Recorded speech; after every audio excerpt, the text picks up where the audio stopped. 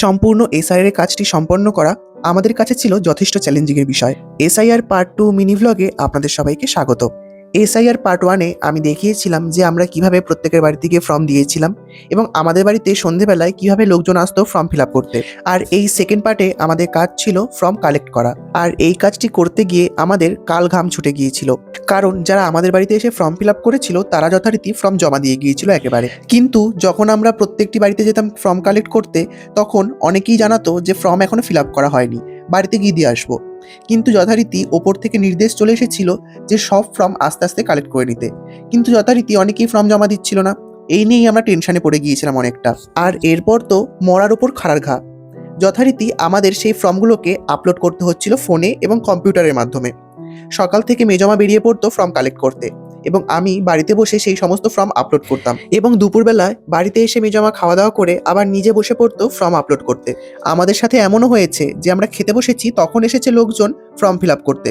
কিন্তু যাই হোক, প্রত্যেকটি মানুষকে আমরা যথারীতি যথেষ্ট পরিমাণে সাহায্য করেছিলাম আমাদের দিক থেকে। এসআইআর এর কাজ চলাকালীন আমাদের খাওয়া দাওয়া, ঘুম, স্নান সবই উড়ে গিয়েছিল। বসে বসে কাজ করতে করতে রাত্রেবেলায় আমাদের পিঠ যথেষ্ট ব্যথা করতো, আর কোমরের কথা তো ছেড়েই দিলাম। আর যেহেতু মেজমামার সমস্ত এই কাজগুলোতে আমি মেজমামাকে সাহায্য করছিলাম, তাই আমার ছোট মেশো আমাকে মজা করে ছোট বিএলও বলে ডাকতো।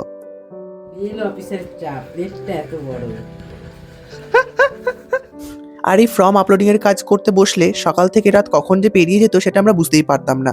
কিন্তু তাও ঝড়ের গতিতে আমাদের কাজ এগোচ্ছিল, কারণ বাড়িতে আমি, মেজমামা এবং তার সাথে অ্যাসিস্ট্যান্ট বিএলও প্রচুর কাজ করেছিলেন। যাই হোক, এবার কাজের কথা আসি। আমাদের 1431 জন ভোটার ছিল এবং তার মধ্যে মৃত, শিফটেড এবং ডুপ্লিকেট এগুলো নাম ছিল 50 জনের, আর বাকি জন ছিল আমাদের জেনুইন ভোটার। প্রত্যেকের বাড়িতে গিয়ে তাদের প্রত্যেকটি ফর্মে সই করে নিয়ে আসা এবং প্রত্যেকটি ফাইল আলাদা করতে হয়েছিল আমাদের। আর এভাবেই শেষ হয়েছিল এসআইআর এর সেকেন্ড পার্টের আমাদের সমস্ত কাজ। আর এরপর আমরা সবাই খুবই খুশি হয়েছিলাম, আমাদের কাজ কমপ্লিট। এটা কি এক আঙুল কি দেখাচ্ছ তুমি? এটা ও আচ্ছা।